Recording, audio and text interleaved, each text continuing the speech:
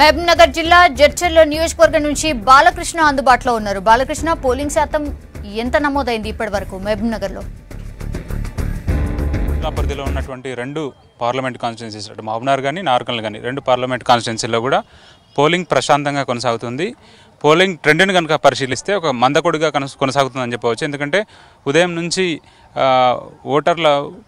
ఓటర్లు ముఖ్యంగా పోలింగ్ స్టేషన్కి రావడానికి మొగ్గు చూపడం లేదు.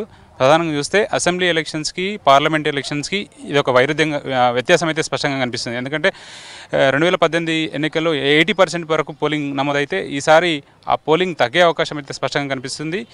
పట్టణ గ్రామీణ ప్రాంతాలు అనే వ్యత్యాసం లేకుండా ప్రతి ప్రాంతంలో కూడా ఓటింగ్ పర్సెంటేజ్ అనేది తక్కువగా నమోదయ్యే ఛాన్సెస్ మాత్రం స్పష్టంగా కనిపిస్తున్నాయి.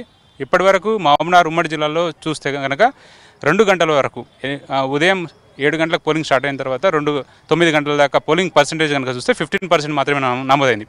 2014 పార్లమెంట్ ఎన్నికల్లో కనుక పరిశీలిస్తే మహబూబ్నగర్ పార్లమెంట్ కాన్స్టిట్యున్సీలో 72% పోలింగ్ నమోదైంది. అట్లాగే నార్కల్ పార్లమెంట్ లిమిట్స్లో అయితే 78% పోలింగ్ నమోదైంది.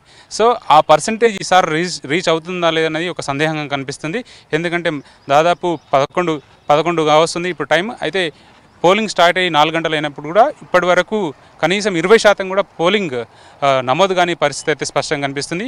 ఇంకా కొన్ని చోట్ల అయితే ముఖ్యంగా మహబూబ్నగర్ జిల్లాలో మహబూబ్నగర్ పార్లమెంటు కాన్స్టిట్యున్సీ అట్లాగే నాగర్ పార్లమెంటు కాన్స్టిట్యున్సీ ఈ రెండు కాన్స్టిట్యున్సీలో కూడా చాలా చోట్ల కొన్ని వేరు కారణాల వల్ల చాలామంది ఓటర్లు అక్కడ ఓటింగ్ని బహిష్కరించిన పరిస్థితి కనిపించింది. ఈ నేపథ్యంలో అధికారులు జోక్యం చేసుకొని పోలింగ్ని పునరుద్ధరించారు. అక్కడ జనాన్ని నచ్చజెప్పి ఓటు వేసేందుకు వాళ్ళందరినీ మొగ్గు చూపడం జరిగింది. వాళ్ళంతా కూడా ఓటు వేస్తున్నారు. ప్రధానంగా తీలేరులో నిన్న జరిగిన ఘటన, నారాయణపేట జిల్లా మరికల్ మండలం తీలేరులో నిన్న మట్టి దిమ్మెలు కూలి చనిపోయిన దుర్ఘటనలో 10 మంది చనిపోవడం వల్ల ఆ గ్రామంలో గ్రామస్తులంతా కూడా సంతాపంగా సానుభూతి ప్రకటిస్తూ అసలు ఏజెంట్లతో పాటు గ్రామస్తులు కూడా ఓటు వేసేందుకు నిరాకరించారు. అక్కడ పూర్తి స్థాయిలో పోలింగ్ నిలిచిపోయిందని చెప్పవచ్చు.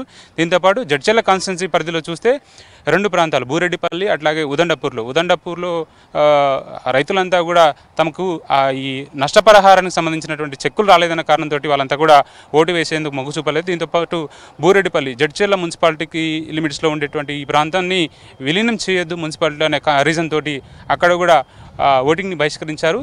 అయితే అధికారుల జోక్యంతో వాళ్ళంతా కూడా మళ్ళీ అక్కడ గ్రామస్తులు కానీ ప్రజలు కానీ ఓటు వేసేందుకు మొగ్గు చూపడం జరిగింది.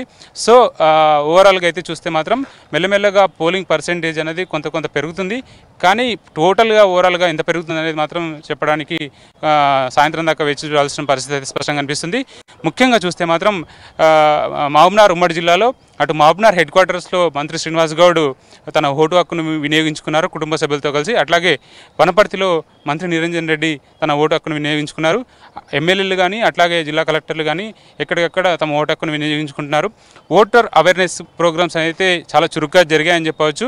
దీంతో పాటు ఏర్పాట్లు కూడా బాగా చేశారు. మోడల్ పోలింగ్ స్టేషన్స్ కానీ, ఉమెన్ కోసం సెపరేట్ పోలింగ్ స్టేషన్స్ కానీ ఇట్లాంటి ఏర్పాట్లన్నీ కూడా బాగా జరిగినప్పటికీ కూడా పార్లమెంట్ ఎలక్షన్స్ అనే వరకు జనాల్లో ఎందుకు ఆసక్తి తగ్గిందనే విషయం మాత్రం స్పష్టంగా కనిపిస్తుంది. మనం చూస్తున్నాం అభ్యర్థులు కానీ అట్లాగే అధికారులు కానీ ఎక్కడికక్కడ పోలింగ్ స్టేషన్స్ని తనిఖీలు చేస్తున్నారు.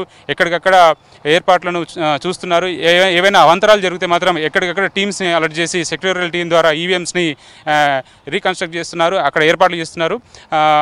ప్రధానంగా చూస్తే మాత్రం మహబూబ్నగర్ పార్లమెంట్ కాన్స్టిట్యున్సీలో చాలా చోట్ల ఈవీఎంలు మొరాయించడం జరిగింది. వితిన్ ఒక 10-15 మినిట్స్ డ్యూరేషన్ లోపలనే అక్కడికక్కడ ఈవీఎంస్ని అరేంజ్ చేస్తున్నారు. పోలింగ్ లేట్ కాకుండా వెంటనే చర్య తీసుకుంటున్నారు. ఓవరాల్గా చూస్తే మహబూబ్నగర్ జిల్లాలో పోలింగ్ మందకోడుగా జరుగుతుందని చెప్పవచ్చు. Back to studio. Yes.